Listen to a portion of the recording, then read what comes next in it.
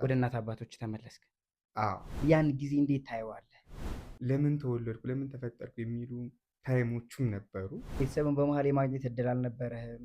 እዚህ አይደሉም ወይ እነሱ ወደ ክፍለ ሀገር ነው የሚኖሩት ወይስ ምንድነው? እስኪ እድሉን ስላላገኘህ ወይስ በምን መንገድ? ሙሉ ለሙሉ ባትናገረው ነገር አለ።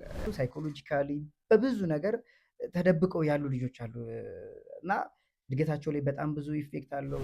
እነሱን ማገዝ ነበረብኝ። እኔ በዛ ምክንያት ነው ስራ 2 ዓመት የሚያክል በአንተ ፍላጎት ነው ያቋረጥከው ወይስ ያን ስራ እነሱን እንድትሰራ ግዴታ ፑሽ ስለሚያደርጉ አማራጭ ስላልነበር? እንደ መፍራት ነገር ፍርሃት ነገር ነበር።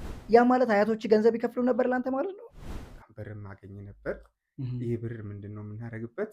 ሱስ ውስጥ የሚገቡት በምንድነው? ምን አይነት ሱስ ውስጥ ነው ምናምን ብትለኝ ጀምረህ ነበር ማለት ነው?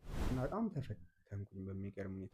አሁን አንተ ራሱ መጀመሪያ ላይ ገንዘብ ስሰራ ነበር ይሰጠኝ ነበር፣ ግን እንዴት እንደሚወጣ እንኳን አላውቅም ነበር ትል ነበር።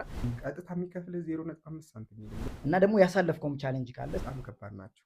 አቤል በሩን ዘጋ አልፈልግም አለ ወይስ ምን ሆነ? አንዳንዴ አፍርበታለሁ እና በጣም ተጽዕኖ ይፈጥርብሃል። ቅስሜን የተሰበረ በሚገርም ሁኔታ በጣም መቼም አልረሳውም። መቼም ማለት ነው።